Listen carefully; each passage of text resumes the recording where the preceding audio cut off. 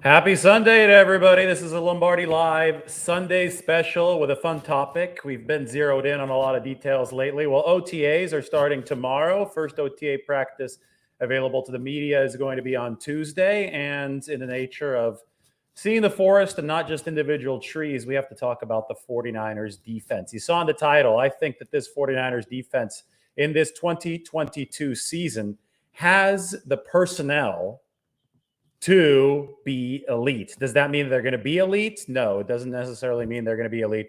But I think the personnel to be elite is there for the San Francisco 49ers. So, as part of our 49ers 2022 OTA preview, I'm going to talk a little bit about what this defense has, how they might be better than the ones that the 49ers have fielded over the past two seasons, and how it might all come together also with a look at potential weaknesses and questions that the 49ers will have to address on a macro level defensively so that it can be the leader, the locomotive that pulls the train for a team that's likely going to start Trey Lance at quarterback and inevitably have some growing pains on offense. So I hope everybody's having a great Sunday.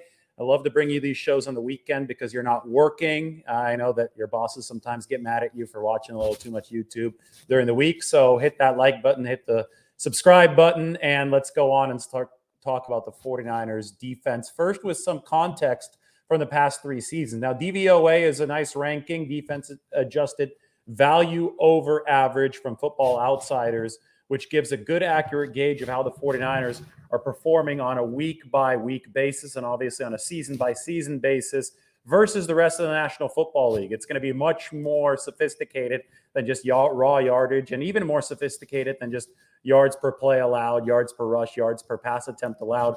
DVOA is going to take into account down a distance. It's going to take into account how good a defense is on third down, on second down, how well it plays the field position game, and it's going to compare that defense to the rest of the league. So the 2019 49ers defense, which is, I think, easily the best of the Shanahan era, especially if we look at its peak over the course of the first 11 or 12 weeks or so, ended up ranked number 2 in DVOA in the National Football League, behind only the New England Patriots, who were also great defensively that season.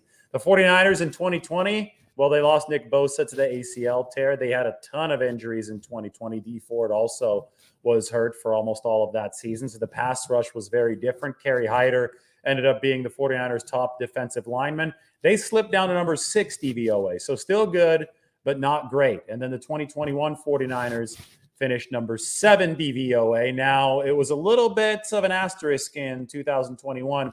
The 49ers last season finished number 3 in weighted DVOA. What does that mean? Well, weighted DVOA takes into account improvement over the course of the season. So as the season progresses, it's going to more heavily weigh the most recent games. And if you consider the totality of the 49ers 2021 season, obviously they got better as that went along. It turned from a sub 500 team into a team that came within 3 points of the Super Bowl. Well, the weighted DVOA is probably a more accurate representation of how good the 49ers were defensively last year. And they finished number 3 in that regard. So from number 2 in 2019 to number 6 in 2020, back to number 3 weighted DVOA in 2021. So I have to edit a couple of these text titles because I put 2021 instead of 2022. So I'm going to do that before I pop them on the screen and people start yelling at me. But I have a couple points about this 2022 unit that I think are going to resonate here. And I think they're going to be really important for our evaluation of the 49ers moving forward, not just on a defensive level, but on a team-wide level. First of all, the 49ers D-line is deeper in 2022 than it was in 2021. And for that, I would like to pop open the depth chart onto the screen because you have to see this to truly, truly behold it. This is the 49ers 90-man depth chart. I'll post this into the comment section for you right now. You probably appreciate this. There you go. All right, so we'll scroll down to the defense, and the point right now is the 49ers D-line is deeper than it was last year. This is, if you go left to right here, the defensive line is the top section of the defense. This is a 17-man room right now. Now, obviously, the 49ers aren't going to be able to carry all 17 of these players on the 53-man roster. But the point is they're going to have some tough decisions to make. And the goal of roster construction is to have tough decisions. So across the starting line, you have Bosa, Armstead, Kinlaw, Ebukam. Kinlaw, by the way, the other day posted an impressive video of him doing, some resistance work, let's put it that way, because his body, that 330-pound frame, offers plenty of resistance. He was putting a whole lot of pressure on his previously damaged knee, and it looks like that knee isn't damaged anymore.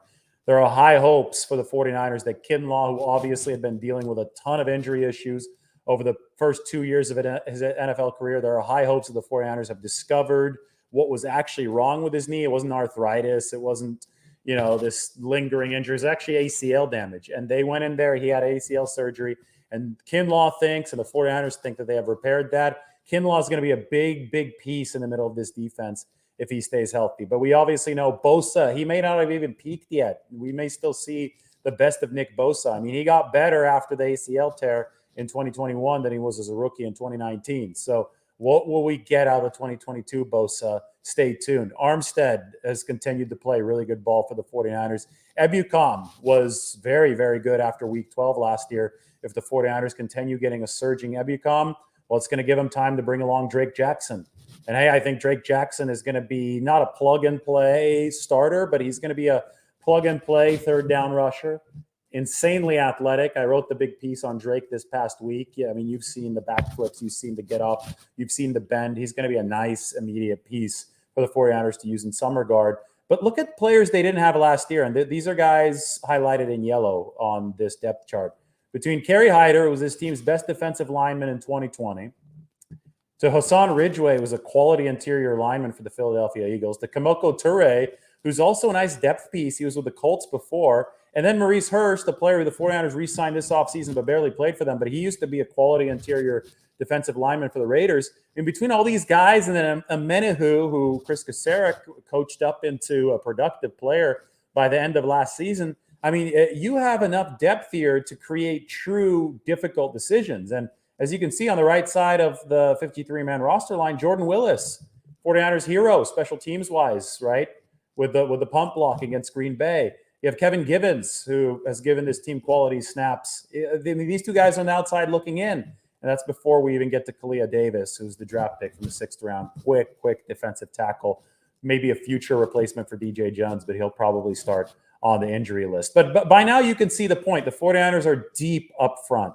And to succeed up front, the 49ers will need strength in numbers. This is a strength in numbers team when it comes to the defensive line. There are no ifs, ands, or buts about it. That's how the 49ers are built.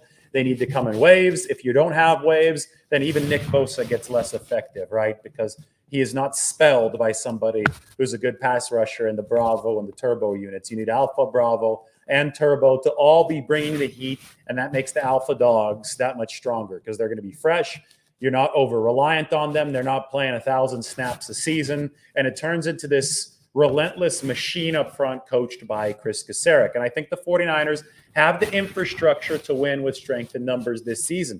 Last season, that was kind of the case, but it wasn't the case at the start of the year. It took a while for Kasarik to coach all these guys up. And then by week 13, when, week 14, I think, was when they played at Cincinnati, that's when this defensive line really started roaring. And it roared. It certainly did as the 49ers surged their way through all those road games, elimination games, all the way to the conference championship. It certainly was a formidable unit, but it wasn't quite the 2019 unit, right? When you had Ford roaring around the edge along with Nick Bosa, especially in the first half of that season. And I think the 49ers this year might be better equipped to return back to that 2019 dominant mold. And by that, I mean a unit that is surging by early in the season. I mean, at week 1 of 2019 against Tampa Bay, the 49ers, just that pass rush was just different. From the very first third down, it was night and day compared to 2018 because they had added Bosa and they had added Ford. Well, now obviously they have Bosa again. They've got the depth across the unit. And if they could find a complementary edge rusher to Bosa, because we're not expecting D Ford to be that guy. So if Sansom Ebukam could be the week 13 onward guy to, from last season to help pave the path for Drake Jackson, who's supposed to be the Bosa complement for the long term, then all of a sudden you're cooking with gas if you're the 49ers. You are not cooking with oil anymore. You are cooking with gasoline, and you have a deeper defensive line than 2022. When we talk about the defense being the locomotive that pulls the 49ers train, the D-line is the locomotive that pulls the defense's train. And it does so through strength in numbers, and it is indeed deeper on paper than it was in 2022. So that should be the biggest piece of optimism for the 49ers entering this season. All right, the secondary is also deeper in 2022, and this is very, very significant to me. I'm going to bring this up to be bigger again, and we'll scroll down to the secondary, which I'll highlight right here. Decisions abound across the entire roster for the 49ers. They don't have to make them now, which is good news. They need some more intel to narrow down this field for the 53-man roster. But the biggest offseason priority for the 49ers was to bring in a top cornerback because they knew that they had depth in numbers along the defensive line through mid-tier signings, right? Mid to upper tier signings. They didn't have to go make a splash along the defensive line. They felt that they needed to make a splash at cornerback. Rush and coverage are going to work in cohesion. Even if the 49ers are a rush over coverage team, the coverage needs to be good enough to not get roasted before the pass rush hits home. So last season, yes, after Jason Verrett got hurt in week 1, the 49ers were vulnerable. They were in a situation where, oh boy, that pass rush was, I think, a little bit exposed because the secondary was getting roasted far too often early in the season. Ambry Thomas eventually developed. Dante Johnson stepped up. The 49ers got better as the season went along, yes, but they realized they couldn't afford any slippage earlier this time. So they had to go out and get a top dog cornerback, and they got Charvarius Ward, signed him in free agency, formerly of the Chiefs. The 49ers also signed, or I guess I should say re-signed since he's been with the team over the past few years, Jason Verrett, the man around whom the secondary was built in 2021. The problem then, though, was that the 49ers were reliant on Jason Verrett being healthy. They're not reliant on Jason Verrett being healthy here in 2022, and that's a big deal because Jason Verrett has such a long injury history. The minute that you pin your defensive hopes, your secondary's hopes to his health is probably the minute your defense is going to fail. And that's exactly what happened when he got hurt with that ACL tear in week 1 of last season. So now Jason Verrett, he's icing on the cake, right? I have him here as a first stringer, and he won't necessarily be ready by week 1, even though he tore his ACL in week 1 of last season. So he's had a lot of time to recover. But you could very easily see Emmanuel Moseley stepping into that Verrett spot. You might see Ambry Thomas stepping into that Verrett spot. It all depends on who's ready to go at nickel, and I've already done a big piece and a big video on Samuel Womack, so if you're just walking in right now, be sure to hit that subscribe button, and you could go watch the video and read the Athletics piece about Samuel Womack. But Womack, he's a 5'9" guy, fast, runs the 4.44 40. He's the replacement for K'Wan Williams. And if you look at 2 starters the 49ers have to replace on the defensive side of the ball, it's K'Wan Williams at nickel and DJ Jones on the inside of the defensive line. We talk about strength in numbers. We talk about Kinlaw on the defensive line. I think the 49ers have the infrastructure to replace DJ Jones. And it looks to me like they have the infrastructure to replace K'Wan Williams on the back end of this defense, because you take a look at the outside cornerback situation, and you have a lot of outside corners. So even if Verrett is not immediately healthy and available to play, you still have Moseley and Ambry Thomas to split time opposite Charvarius Ward at the outside cornerback position. And then the guy who's not splitting time at outside cornerback on passing downs and nickel situations, he could theoretically play slot cornerback while you wait for Samuel Womack to be ready.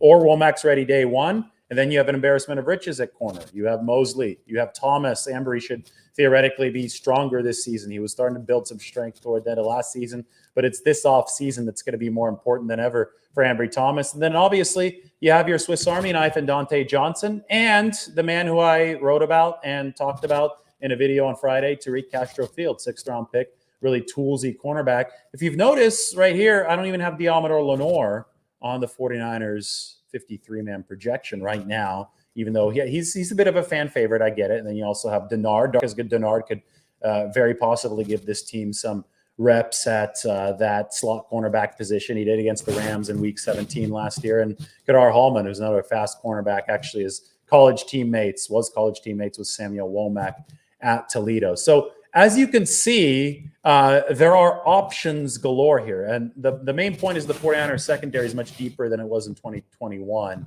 when it ran into all sorts of issues due to those injuries early in the season. So we've already talked about the D-line being deeper. We've talked about the cornerback position being deeper.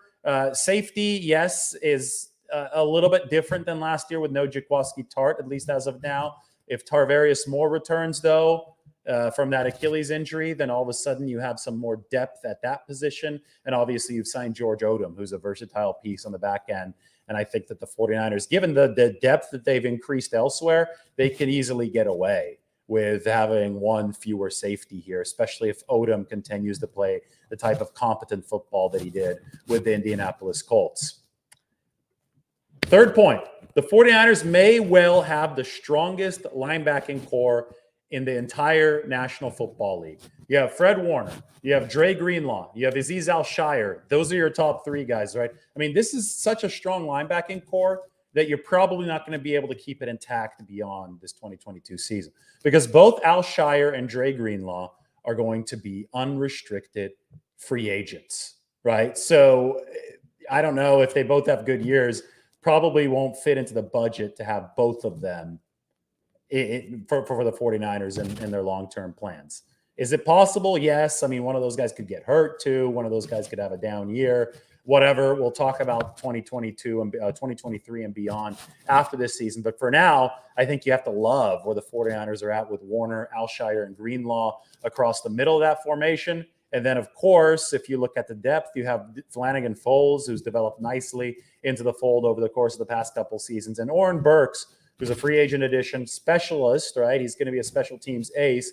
But Burks is going to give the 49ers a little bit more thump at that linebacker position, because what had happened to the 49ers was that they felt that they had a lot of DB converts at linebacker. Fred Warner, yes, he was a linebacker in college. He's got a big body, but he's so, I mean, he came from the DB cloth. He played a position called the star at BYU that was more of a slot defensive back linebacker hybrid.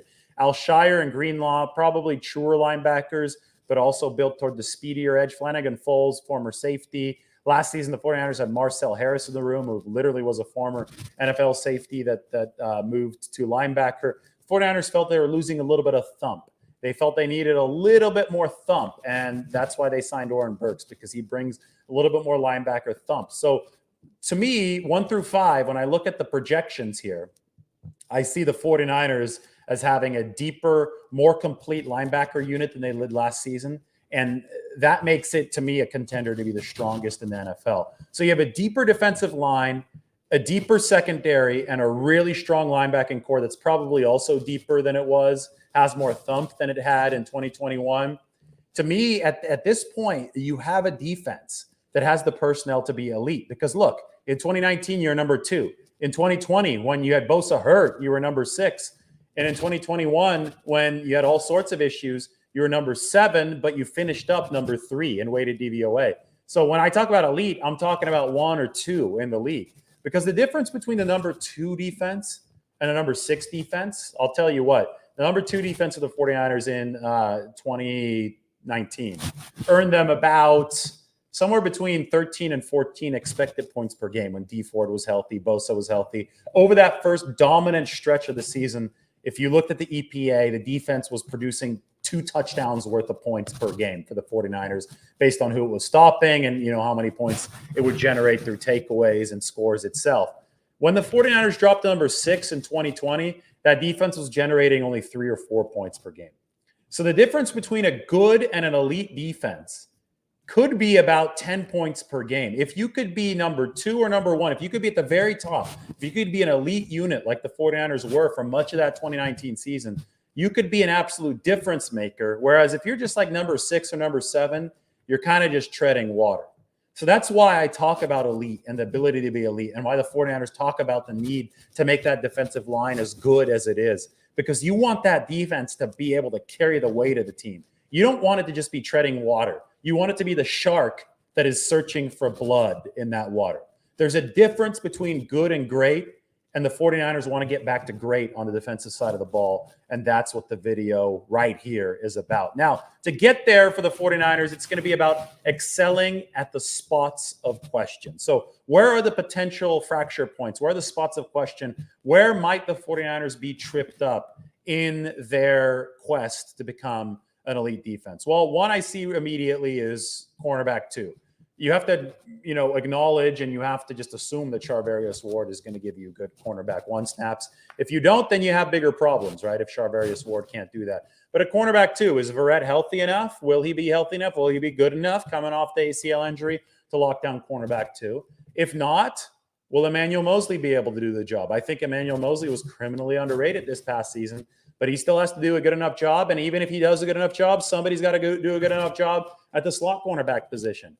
And that's got to be somebody, not named K'Wan Williams, because K'Wan Williams is not going to be on this football team. K'Wan Williams is left in free agency to the Denver Broncos. So will Samuel Womack be that corner for the 49ers? Or will Tariq Castro-Fields step up and be part of this cornerback rotation? Where will Ambry Thomas lie? How about Diamador Lenore? I mean, so many question marks, but also so many potential answers.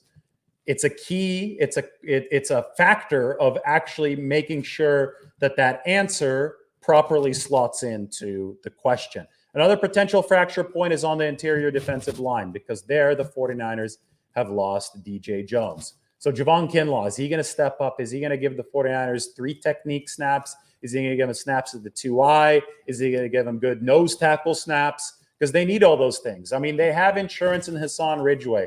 They also have insurance in Kerry Hyder, who was this team's best edge defender in 2020 with Bosa and Ford out. But if the edges are fortified with Bosa, Ebukam, Toure, Amenahu, Drake Jackson, then maybe Kerry Hyder can give more snaps on the interior to be able to bolster the 49ers after the loss of DJ Jones. But run defense and interior fortitude, interior strength, that's absolutely still a question for this unit that it must address. So those are my 2 spots of question. Obviously, injuries are a big spot of question. You do have to stay healthy. But if the 49ers can excel at corner, and if they can excel along the interior defensive line, I think it can make their issues at safety a whole lot more palatable and a whole lot more manageable. Everybody's worried about this team not having Jaquiski Tart right now, right? Everybody's talking about it. Well, will they re-sign Tart? Who's going to be the safety opposite Jimmy Ward? Well, you have to sometimes factor in that maybe they believe in George Odom, right? George Odom played some good snaps for the Indianapolis Colts. George Odom didn't miss a single tackle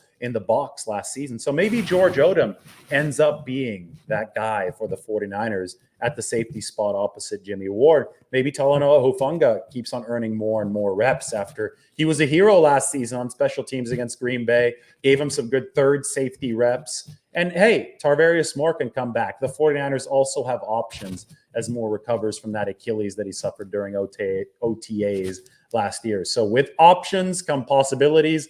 Those answers, though, the potential answers must slot in and take care of the potential questions. And if you do excel at those spots in question, I do think that the 49ers' depth between that D-line room, the secondary, and the linebacker core, I do think the depth as a whole has a chance to make this unit elite. And hey, the 49ers defense may have to be the locomotive that pulls the train, because offensively, the 49ers were really good last year, right? It was a top 5 offense for the vast majority of the season. In fact, while Jimmy Garoppolo was healthy, before he suffered the finger injury, before he suffered the shoulder injury in the playoffs, the 49ers were a top 5 DVOA team offensively. The efficiency was there on that side of the ball. It wasn't there on defense. It certainly wasn't there on special teams, which was number 26. Well, we're going to have an inversion in all likelihood in 2022. If Trey Lance is starting, offense probably, is going to have some growing pains. Let's be honest. He's a young quarterback.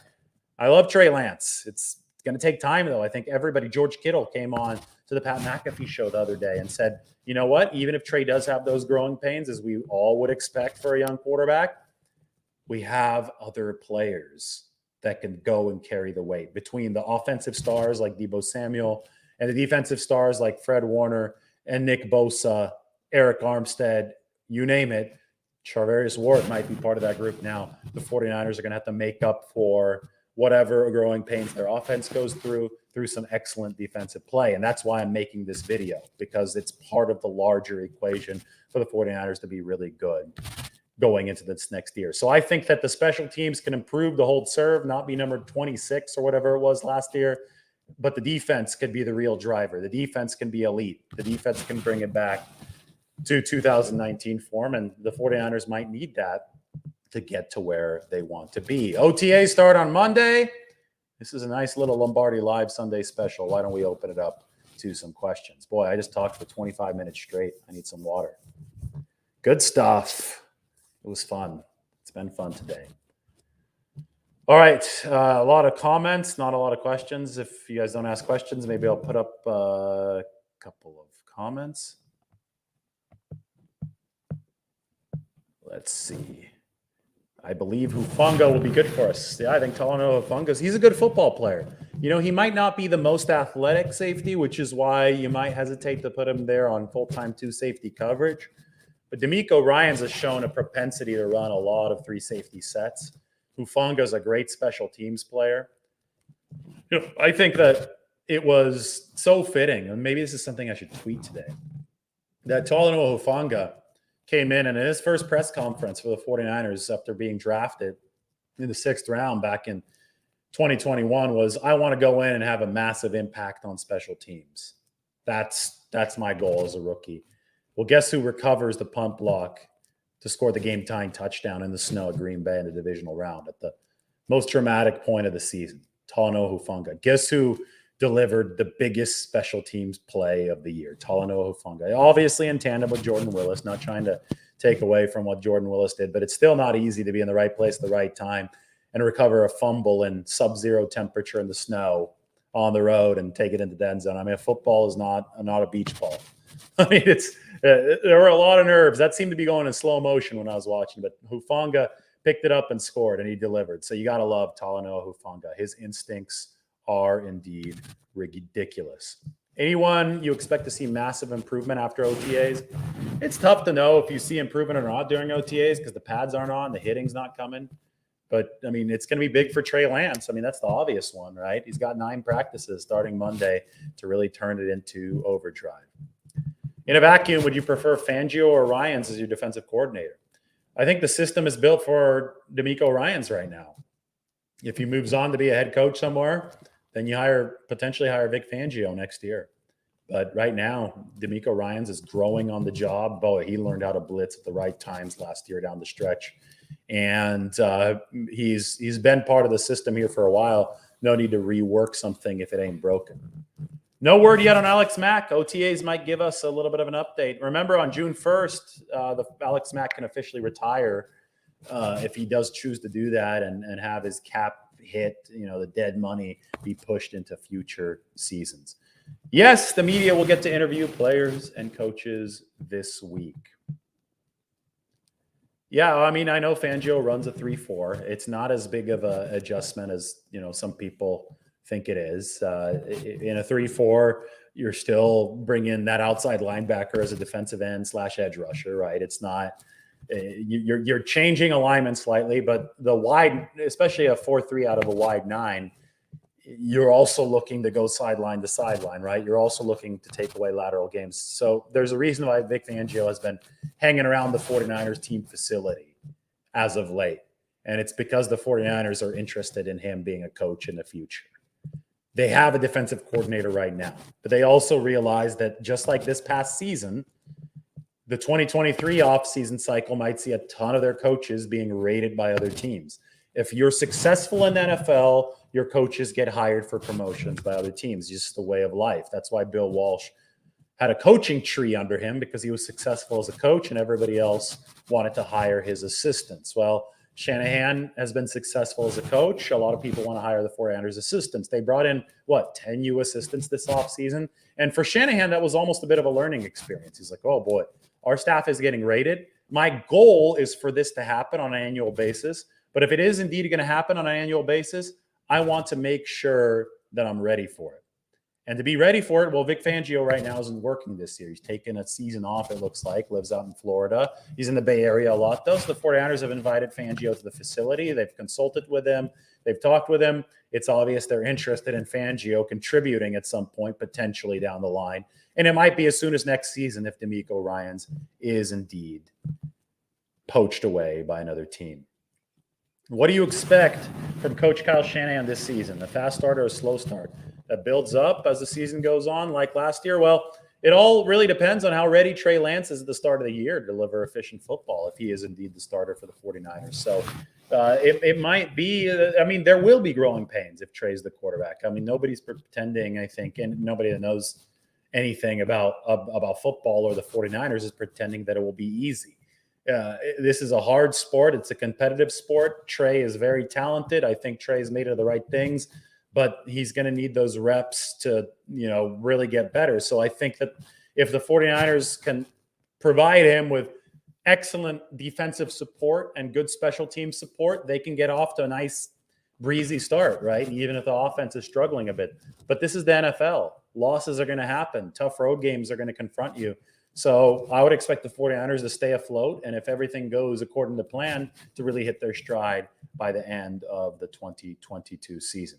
Yes, the 49ers do run primarily nickel. That's true. That's the case of the entire NFL, because most of the NFL for the majority of time is going to be in a 3-wide formation. So if they're in 3-wide formations, you're going to have to set up with third cornerback to cover that slot receiver. Well, I've said that Trey Lance is inexperienced. So, I don't know how many times you want me to say that. You're going to go through growing pains. Just because you hate the term doesn't mean that it's not the right term to use in the situation. There will be growing pains with Trey Lance because he is inexperienced.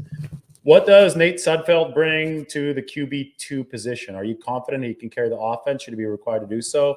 Or will he be a 2020 Nick Mullins? I haven't really seen Sudfeld play for the 49ers, to be honest, right? We've seen him practice. 49ers believe in him to be able to do that, gave him $2 million guaranteed. They like his presence in the locker room. He was actually Trey Lance's mentor about the business side of the game last year. So it's one of those things where you hope that he would be ready, but there's also the truth of the fact that quarterbacks are not, efficient quarterbacks who could lead you to wins are not easy to find. And if you're going to your backup, you're probably in trouble. The backup is a stopgap, right? So you pay him to do a good job in practice, carry the clipboard around during games. But if you actually have to use him, your season probably is in trouble. It's just hard to have two really good quarterbacks on a roster, which is why we're talking about this Garoppolo and Trey Lance dynamic and the fact that the 49ers might not be able to afford it next season, right? Which is why they're looking to trade Jimmy right now. But Lance may be a stopgap for a temporary period of time, but not for the whole season. If you're having to go to a Mullins or a Beathard for the whole season, or even a Sudfeld, it's probably not going to end up well. Re-referencing this is what was my comment? Growing pains. I don't use the term to knock on Trey Lance. I use it to defend him. I've been realistic about Trey Lance from day one, and I get it. You're probably right. You're probably right that some people are using it to knock him because Trey Lance is getting unnecessary hate or, disapproval when we don't even know what he's going to be able to bring to the table yet. But I've never used this to knock Trey Lance. Growing pains are just a reality of the situation. This is the National Football League. The National Football League isn't easy. Trey Lance is coming from FCS ball. He's going to have to take his lumps, just like any quarterback in the history of the league has taken his lumps, right? So I use it as a way to set expectations to a realistic level. If we're all act like Trey Lance is going to come in and, turn into the second coming of prime Joe Montana in his first start of the 2022 season, we're being extremely unrealistic, and we are setting Trey Lance up for complete failure. Because if he's not going to meet those expectations in this day and age of social media, if there's no way he can do that, then you're being tremendously unfair to Trey Lance. So to frame this as like, okay, growing pains are normal, I think that's a lot more fair to the entire situation.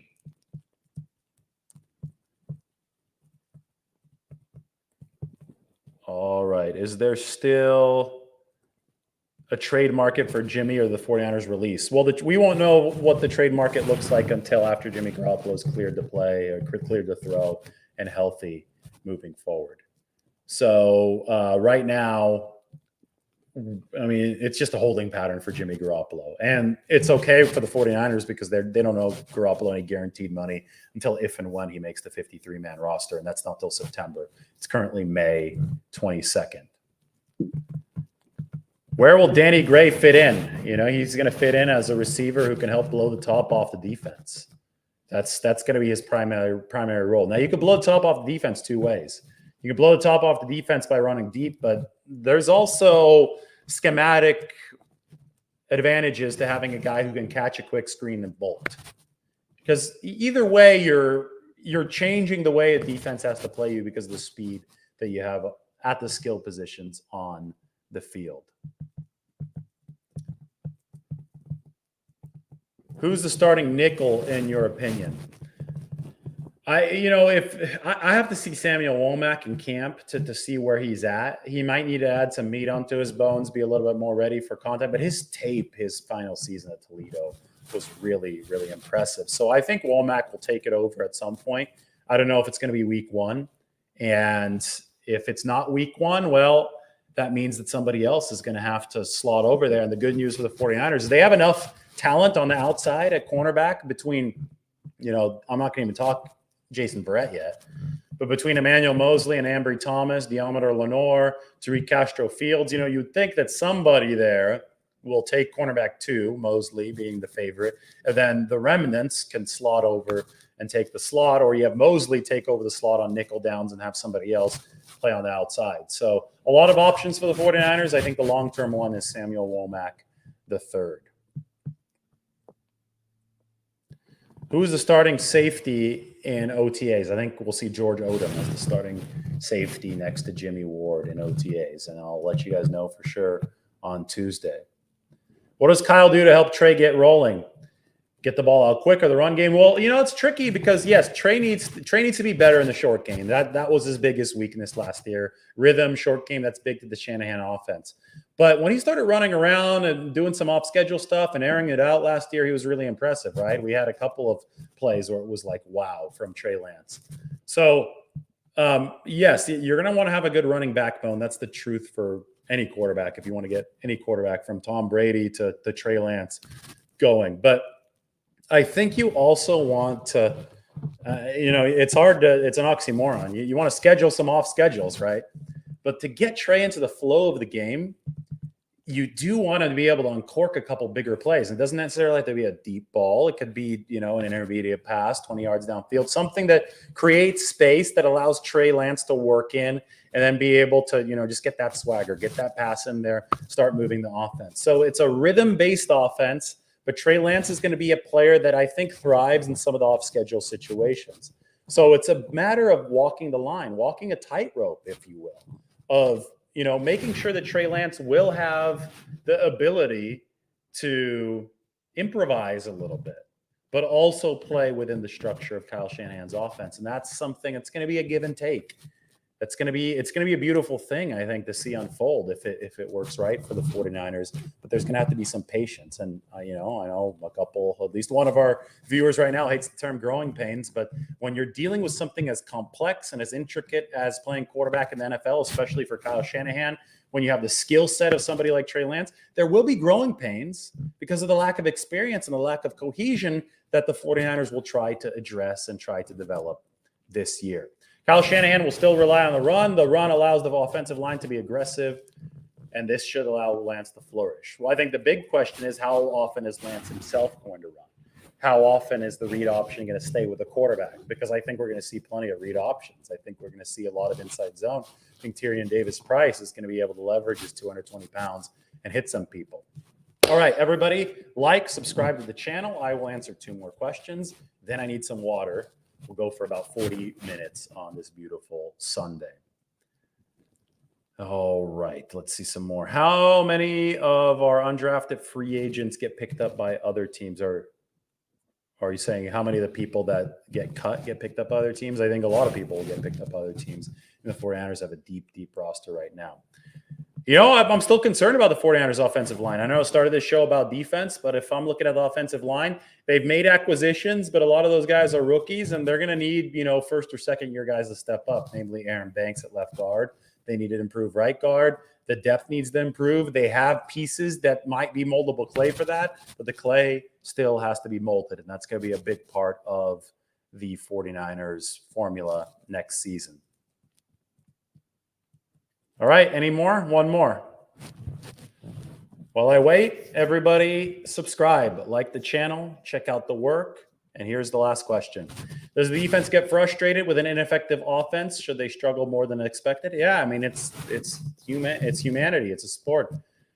I remember the Stanford teams that I used to cover back in 2012, 2013. They had great defenses and sputtering offenses. And the defensive guys would be muttering under their breath when that offense couldn't move the ball. So it's human nature to be frustrated when one portion of the team is not carrying its weight. So that maybe frustration turns into anger from the defense and they play better. But at the end of the day, you want all of the phases of the game to sing, because that way you can turn into a team that can win a championship. It's balance that will win championships. So again, in summary, the 49ers were number 6 defensively last year, but they finished in number 3 in weighted DVOA, which more seriously considered the end of the season. This year, their D-line is deeper, their secondary is deeper, and they may have the strongest linebacker core in football. So it's all about excelling at the spots in question, which come at safety, which come at defensive tackle minus DJ Jones, and which come at that cornerback position that the 49ers have spent a lot of capital in boosting up. So the defense may have to be the locomotive that pulls the train.